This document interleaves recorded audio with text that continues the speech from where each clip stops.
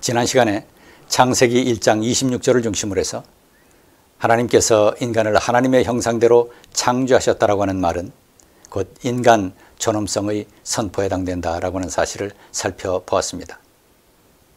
그리고 특별히 이 표현이 인간이 왕처럼 소중한 존재임을 나타낸다라고 하는 점도 살펴보았습니다.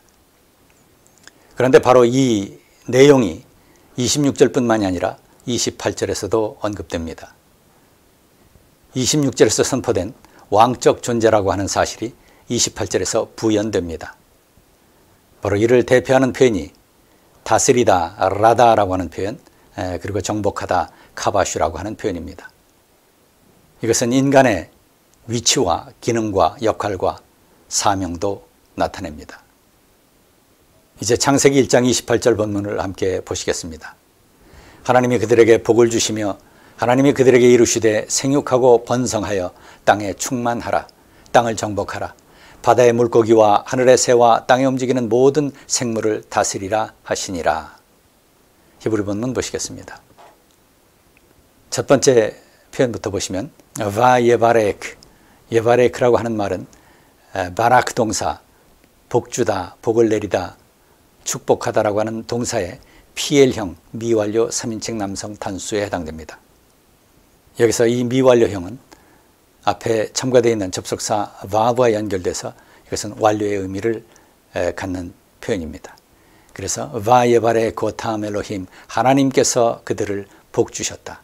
여기서 그들은 27절에서 언급되어 있는 남자와 여자죠. 하나님께서 남자와 여자를 창조하셨다. 바로 그리고 그들에게 하나님께서 복을 주셨다. 바요메 라헴 엘로힘, 하나님께서 그들에게 이루시되 하나님께서 그들에게 말씀하셨다.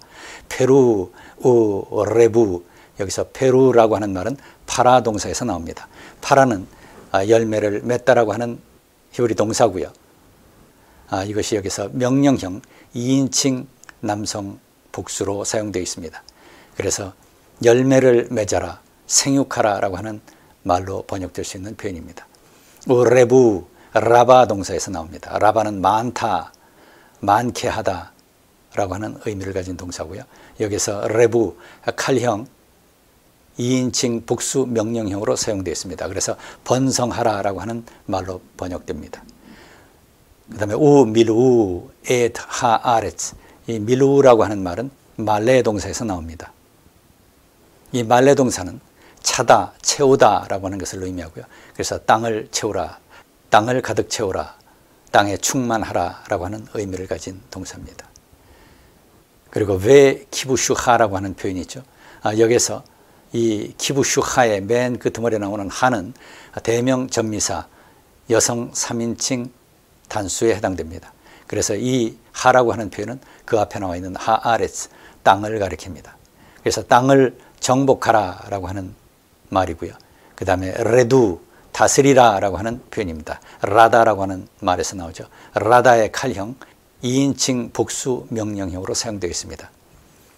그래서 be the God, be the God라고 하는 말은 다가라고 하는 말, 물고기의 연계형에 해당됩니다. 그래서 be the God 하얌, 바다의 물고기를 다스려라. 그리고 우 베오프 하샤마임, 하늘의 새들을 다스려라. 이렇게 되어 있고요. 그 다음에 이제 우 베콜 하야 하 로메셋 알 하아레츠, 여기서 베콜 하야라고 하는 말은 살아있는 모든 것, 모든 생물을 가리킵니다. 그리고 로메셋, 이것은 라마스에서 나오죠. 라마스, 땅을 기다 또는 움직이다라고 하는 의미를 가지고 있는 동사입니다. 그래서 베콜 하야 하 로메셋 알 하아레츠, 땅 위를 움직이는 모든 생물을 다스리라, 이렇게 말씀하고 계십니다. 그래서 한글 성경 본문을 다시 한번 보시면 하나님이 그들에게 복을 주시며 하나님이 그들에게 이루시되 생육하고 번성하여 땅에 충만하라. 땅을 정복하고 바다의 물고기와 하늘의 새와 땅에 움직이는 모든 생물을 다스리라 하시니라, 이렇게 되어 있습니다. 하나님은 우주 만물을 창조하셨습니다. 이것이 창조 제1일에서 5일까지의 내용이었습니다. 이제 인간은 하나님의 피조 세계를 하나님의 뜻에 따라 다스려야 한다는 사명을 부여받게 됩니다. 인간은 하나님을 대신해서 그 사명을 부여받은 피조물입니다. 인간은 이처럼 중요한 역할을 감당하는 하나님의 지상 대리자인 것입니다. 인간은 하나님의 대리왕으로서의 존엄함을 부여받은 특별한 존재인 것입니다. 이 일을 수행하기 위해서 하나님께서 복을 주십니다. 28절 서두에서 바 예바레 코탐 엘로힘이라고 하는 표현이 나오죠. 하나님이 그들에게 복을 주셨다라고 하는 선포입니다. 여기서 이 말은 인간에게 생명력으로 충만하게 하셨다라고 하는 사실을 의미합니다. 바로 이로써 생육하고 번성하고 땅에 충만하고 그리고 정복하며 다스리기가 가능해진 것입니다. 하나님은 인간에게 은사를 주신 것입니다. 그래서 건강과 능력을 갖게 된 겁니다. 하나님은 이처럼 인간이 사명을 수행할 수 있을 건강과 능력을 주셨습니다.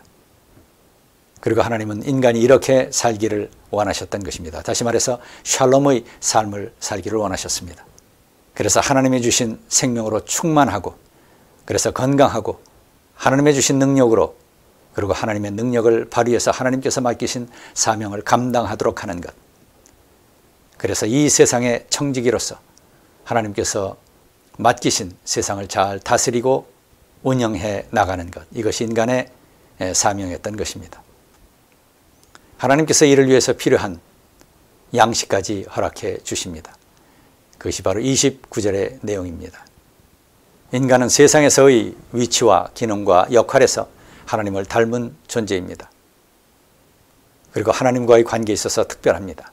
우선 하나님의 형상을 닮은 존재, 하나님의 속성을 부여받은 존재입니다. 성품과 능력에서 그러하다라고 하는 것입니다.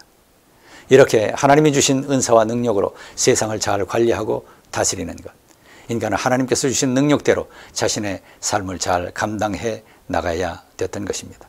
그래서 5달란트 받은 사람은 5달란트 받은 사람으로서의 역할을 감당하면 되고, 그리고 2달란트 받은 사람은 2달란트 받은 사람으로서의 역할을 감당하면 되는 것이었습니다. 바로 자신에게 주어진 역할을 신실하고 책임성 있게 감당해야 된다라고 하는 것입니다. 이것이 바로 마태복음 25장 14절에서 30절의 내용이었습니다. 창세기 1장은 이처럼 하나님의 형상과 관련돼서 포괄적 진리를 선포하고 있습니다. 이와 같이 인간은 본래 하나님을 닮은 존재, 데모테누, after our likeness, according to our likeness, 이렇게 하나님을 닮은 존재로 창조되었습니다. 하나님의 지상 대리자로 창조되었고 왕같은 사명과 권위를 부여받고 이를 수행할 수 있는 능력도 부여받은 존재인 것입니다. 이것은 대화의 관계, 그리고 친교의 관계, 사랑과 충성의 관계 속에 있어야 하는 관계이기도 합니다. 하나님은 인간 사이의 사랑의 관계, 그리고 돕는 관계의 필요도 채워주십니다. 그래서 남자와 여자를 창조하셨고요. 둘 다 하나님의 형상대로 왕과 같이 소중한 존재, 왕이요 여왕으로 창조하셨습니다. 바로 이것을 27절에서 히브리 동사 바라, 하나님이 천지 창조의 주관자이시다라고 하는 사실을 보여주는 이 특별한 동사를 통해서 강조하고 있는 것을 볼 수가 있습니다. 그리고 여기에 가정의 중요성도 전제되어 있는 것입니다. 이 모든 관계, 하나님과 인간과의 관계, 그리고 인간과 인간과의 관계, 특별히 부부간의 관계, 이 모든 것에서 전제되어 있는 것, 이것이 바로 사랑과 충성과 신실함입니다. 이 모든 관계가 언약 관계 속에 있다라고 하는 사실을 보여주고 있는 것입니다. 이러한 언약적 면모가 이스라엘의 역사 속에서 언약, 히브리어 브리트라고 하는 말, 그리고 또는 부자 관계 또는 부부 관계로 표현됩니다. 언약이라고 하는 말 브리트는 아카드에서 비리투라고 하는 말로 나타나는데, 이것은 족쇄, 사슬 또는 서로를 묶어주는 것, 이런 것을 의미하는 명사입니다. 다시 말해서 이 관계는 결코 끊을 수 없는 관계다라고 하는 것을 의미합니다. 그런데 이스라엘은, 그리고 또한 인간은 바로 이것을 파괴하는 삶을 살게 된다라고 하는 겁니다. 하나님 앞에 가장 큰 죄악을 저지르는 삶을 살게 되는 것입니다. 창세기 2장은 이러한 면모를 다시 내러티브 형태로 전개합니다. 하나님은 에덴 동산을 만드시고 아담과 하와에게 모든 것을 구비해 주십니다. 세상을 다스리는 권세와 권위를 부여해 주십니다. 창세기 2장 15절 말씀입니다. 그리고 창세기 2장 19절에서는 하나님께서 아담에게 모든 짐승들의 이름을 지어 부르게 하십니다. 이것은 그들로 하여금 이 모든 것을 다스리게 하는 권위를 주셨다라고 하는 것을 의미합니다. 그리고 남자와 여자를 서로 돕고 사랑하는 관계로 창조하셨음을 보여줍니다. 그리고 하나님께서 특별히 하나님과의 관계에 있어서 결코 넘어서는 안 되는 한계를 설정해 주십니다. 선악과를 따먹어서는 안 된다라고 하는 것입니다. 하나님처럼 되고자 해서는 안 된다라고 하는 것입니다. 인간은 하나님의 피조물이며 피조물로서 사는 것이 샬롬의 길이요 축복의 길이며 행복의 길이며 에덴의 축복을 누리는 길이라고 하는 사실을 선포하고 계신 것입니다. 그러나 창세기 3장의 이야기는 인간을 하나님의 관계를 파괴하는 존재로 서술합니다. 본래 인간은 하나님을 닮은 존재로 창조되었지만 본래의 모습이 파괴되었다는 것입니다. 이 창세기 3장은 인간이 본래의 하나님의 형상으로 회복되어야 한다는 사실을 강조하고 있습니다. 그리고 이어지는 창세기 4장에서부터 11장 이 본문에서 여러 내러티브를 통해서 이러한 죄의 경향성을 보여주게 됩니다. 창세기 4장에서는 가인이 동생 아벨을 죽이는 내용이 나오죠. 그 다음에 6장에서부터 9장에서는 노아 시대의 대홍수 사건이 언급되고요. 그리고 인간 창조를 후회하시는 하나님의 모습, 하나님의 탄식이 언급됩니다. 그 다음에 창세기 11장 보시면 여기서 인간의 오만의 극치를 보여주는 바벨탑 이야기가 언급됩니다. 이러한 모든 것들이 바로 인간의 죄된 모습을 드러내고 있습니다. 그래서 이제 창세기 10장 1절에서부터 3절 보시게 되면 여기서 하나님께서 아브라함에게 주시는 약속이 언급됩니다.